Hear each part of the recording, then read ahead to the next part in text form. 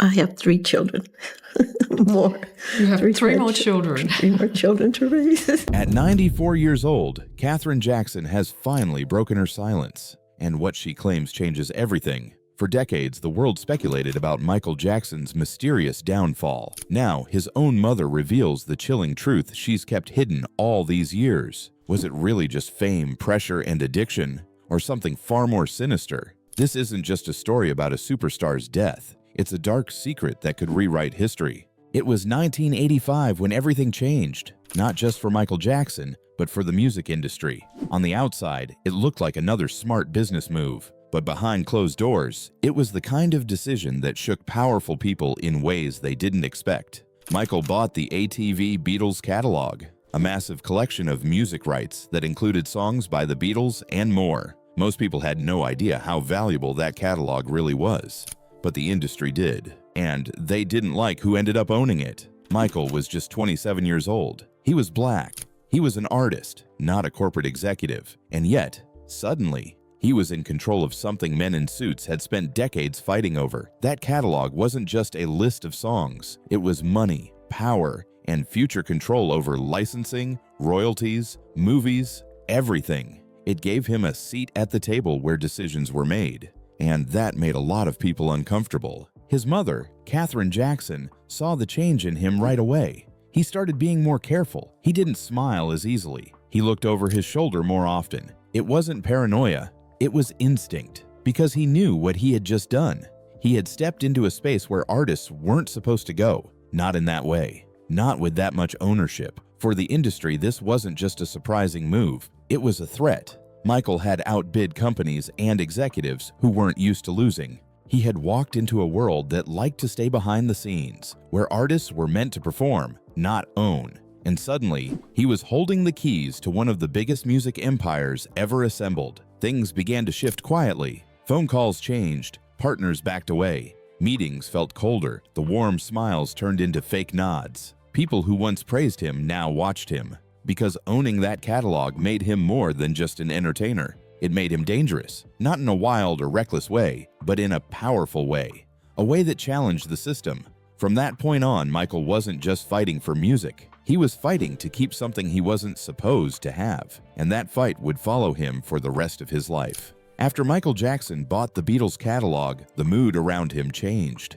He felt it first in small ways. The tone in business meetings, the hesitation in people's voices, the sudden coldness in conversations that used to be warm. He had stepped into a world of big money and bigger egos, and whether he realized it or not, he had crossed into territory where artists were usually just guests, not owners. By the mid-1990s, Michael was tied to Sony in what looked like a perfect partnership. On paper, it was balanced. He owned half of the publishing company, Sony owned the other half. But in reality, the relationship was uneasy. Michael was becoming not just a performer, but an owner. And in an industry built on control, an independent artist with knowledge and leverage could be seen as a problem. He asked more questions. He demanded transparency. He wanted to know where money flowed, how decisions were made, and why certain moves were being delayed.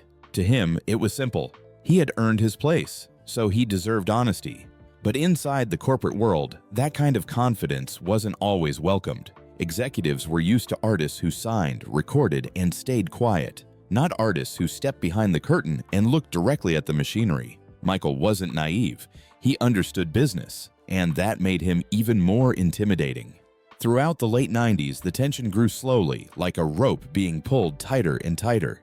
Projects took longer, budgets were questioned, meetings felt more political. What should have been teamwork often felt like a power struggle. And although no one said it out loud, Michael felt the shift. He felt watched. He felt managed. He felt boxed in by people who expected him to fall back into the role of star instead of partner. Then came the moment everything snapped. In 2002, at an appearance in Harlem, Michael stood in front of a crowd and spoke openly about Sony's chairman. He didn't hide his frustration. He didn't hold back. He called out decisions he felt were unfair, and he said things artists simply didn't say publicly. People gasped. Cameras shook. Even fans were stunned that someone of his status would go that far. To Michael, it was honesty. To Sony, it was rebellion. In the music world, there were unwritten rules. You don't expose executives. You don't embarrass them. and you don't challenge them in public. But Michael did all three, and he did it loudly. From that point on, every conversation behind the scenes changed. He wasn't just an artist with opinions. He was someone who had broken the hierarchy. After that speech, the war wasn't loud. It was quiet, subtle, hard to point at but easy to feel. Promotion slowed, projects lost momentum. The energy around his work dimmed in ways the public didn't fully understand. Fans saw delays, confusion, and mixed messages. Michael saw a wall he couldn't get around. He felt isolated, not because he was paranoid, but because people truly did treat him differently. Friends who once called every day now called once a week. Partners who were eager became distant. Even creative collaborators sensed he was walking on unstable ground and didn't want to get caught in the middle. He was fighting for artistic freedom. The industry was used to controlling it, and the more he pushed for answers, the harder things became. He wanted music ownership. He wanted creative say. He wanted to protect the catalog he had fought so hard to keep. The system wanted things simple. An artist sings, a company profits, and nobody asks difficult questions. Michael didn't fit that mold anymore. Through interviews, diary notes, and conversations with his own family, it was clear he felt betrayed. Not in a dramatic or cinematic way, but in the quiet, painful way that happens when trust dissolves. He believed he had given the world his best, but the world didn't want him steering his own ship. By the early 2000s, Michael was exhausted, not just physically, but emotionally. He felt like he was standing on a stage surrounded by people who clapped in public and whispered in private. He knew he was still the biggest entertainer alive, but he also knew he was harder to control, harder to predict, and harder to contain. He had become exactly what the industry wasn't built to handle, an artist who owned too much, knew too much, and refused to shrink. The public saw the scandals. They saw the headlines. They saw the pressure on him rising year by year. But what they didn't see was the silent war happening behind all of it.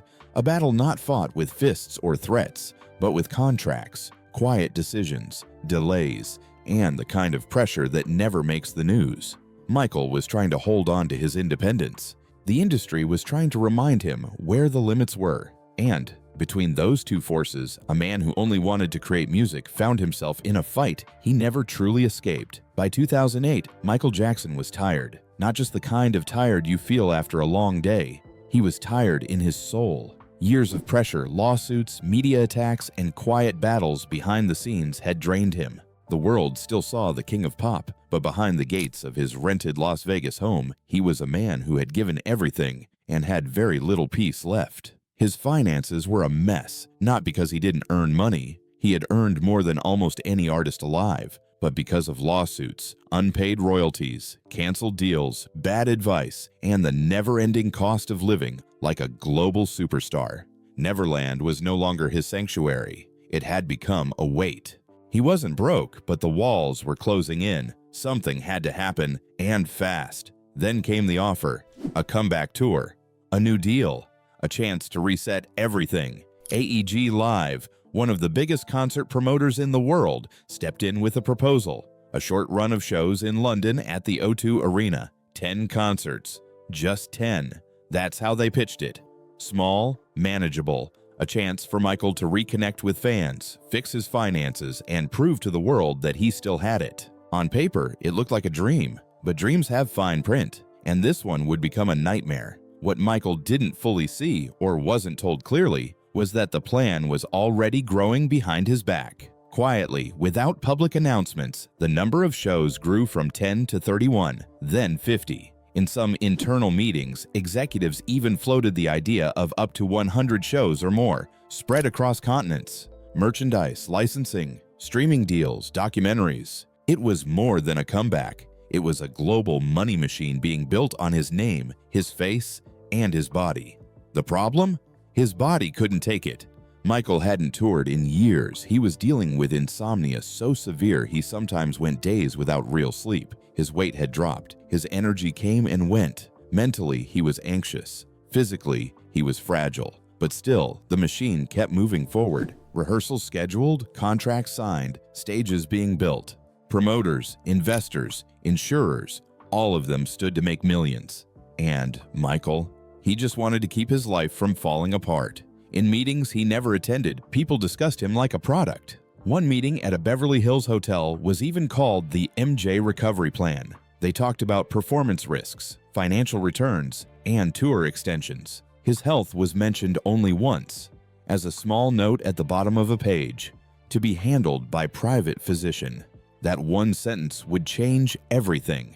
They brought in a doctor, Conrad Murray, someone to help Michael sleep, to keep him moving, to manage the exhaustion. But the tools being used weren't sleep aids. They were hospital-grade anesthetics, drugs meant for surgery, not rest. Propofol, lorazepam, midazolam. This wasn't healthcare. It was sedation. It was dangerous. And no one stopped it. Behind the scenes, the pressure on Michael kept growing. Every time he asked for changes, the schedule got tighter. Sir. Every time he said he was tired, he was told to push through. He was being watched during rehearsals by insurance investigators. His energy, his weight, even his emotional state, all monitored to assess whether he could perform. The more he pushed, the more they asked. By June 2009, Michael was hanging on by threads. Rehearsals were brutal. Sometimes he looked fine. Sometimes dancers whispered he looked like he was fighting gravity just to stay upright. On June 11th, footage shows him missing steps he once did effortlessly. On June 19th, director Kenny Ortega noted that Michael was incoherent and appeared too weak to continue. But nothing slowed down. Contracts had been signed. Money had already moved. Stopping the tour meant millions lost. So they kept going. The scariest part, some insiders later claimed that Michael hadn't fully agreed to everything, that show numbers were raised without his clear approval, that he was told one thing in person, while contracts quietly changed behind closed doors. The pressure wasn't just emotional, it was legal, financial, and constant. This Is It wasn't a tour. It was a trap. A comeback that didn't just demand performance. It demanded everything he had left. And Michael gave it because he had no other choice. He needed the money. He needed the public to see him shine again. He wanted to be there for his kids. But with each passing day, the weight got heavier. He wasn't sleeping. His heart was racing. His body was screaming for rest. And still, he kept rehearsing. By June 23rd and 24th, the final 2 days of his life, it was clear something was wrong. Security footage shows him thin, quiet, moving like someone out of sync with his own body. That night, after rehearsal, he was taken back to his home, where his bedroom had been turned into a hospital-like setup. Monitors, IV bags, powerful drugs. What followed was silence. On June 25th, between 10:40 a.m. and 12:21 p.m., there is a 101-minute gap that still has no clear explanation, no emergency call, no proper resuscitation, just confusion, delay, and a quiet panic behind closed doors. When paramedics were finally called, it was too late. Michael had stopped breathing long before they arrived. And just like that, it was over. A man who gave his whole life to music, who broke records and broke barriers, died not on stage, but in a room filled with silence, contracts, and exhaustion. The most heartbreaking part? Everything kept going. It was released just months later, using rehearsal footage that some insiders said had been edited to hide how fragile Michael really was. Sony moved quickly, signing massive posthumous deals. Merchandise rolled out. Profits exploded. The same machine that pushed him to the edge didn't stop. If anything, it moved faster. Michael didn't just die from one bad decision. He died inside a system that needed him to keep working, no matter how he felt. He was too valuable to rest, too profitable to protect, and too broken to fight back. This wasn't a comeback. It was a countdown, a trap that looked like opportunity until it was too late. And when the silence finally settled around him, all that remained was the question his mother, Katherine, still asks to this day. Who really cared whether he lived, as long as he could perform? When Michael Jackson died on June 25, 2009, the world cried. Fans gathered outside hospitals, held candles, played his music in the streets. People felt like they had lost more than just a superstar. They had lost someone who had been part of their lives for decades. Someone whose voice had comforted them, whose dancing had amazed them, and whose story had always felt a little bit like magic. But behind the scenes, far away from the tears and tributes, something else was happening. Something colder, something that moved fast, much faster than anyone expected. In less than 30 days after Michael's death, Sony announced one of the biggest record deals in music history. $250 million for future albums, documentaries, unreleased music, and posthumous projects. Just like that, plans were in motion. To the public, it felt like a tribute, a way to celebrate his legacy. But to people who had worked in the industry for years, it raised questions. Big deals like that don't just come together in a few days. They take weeks, even months, of preparation, meetings, legal approvals, financial modeling. Yet somehow, everything was ready almost immediately after he passed. Some couldn't help but ask, how did they move so fast unless they already knew what was coming? The This Is It documentary, a film built from his final rehearsals, was released only 4 months later and went on to earn over $260 million worldwide. But what the world saw in that film wasn't the full truth. Insiders whispered that some scenes had been carefully edited to hide how weak Michael really was. That shaky moments were cut out. That scenes where he seemed confused or exhausted were left on the editing room floor. Some even claimed that parts of the raw footage had gone missing, lost or deleted before anyone outside the company could view them. What ended up on screen showed a man dancing, singing, and preparing for greatness. What it didn't show was a man barely sleeping, silently suffering, and physically falling apart just days before his death. It was a perfect narrative, the comeback that almost happened, the legend lost too soon, the final gift to his fans, and it sold. Meanwhile, the most valuable thing Michael had, the music catalog he had once fought so hard to keep, was being circled like prey. In 2016, Sony finally got full control of the publishing rights Michael once owned, the same catalog that made him a threat decades earlier, the one he believed painted a target on his back. They bought out his 50% share for $750 million. It was a deal that completed what some called a long-term corporate goal. The jewel was finally theirs. To many, that was the moment it all became too hard to ignore. His death hadn't slowed down the industry's plans. It had sped them up.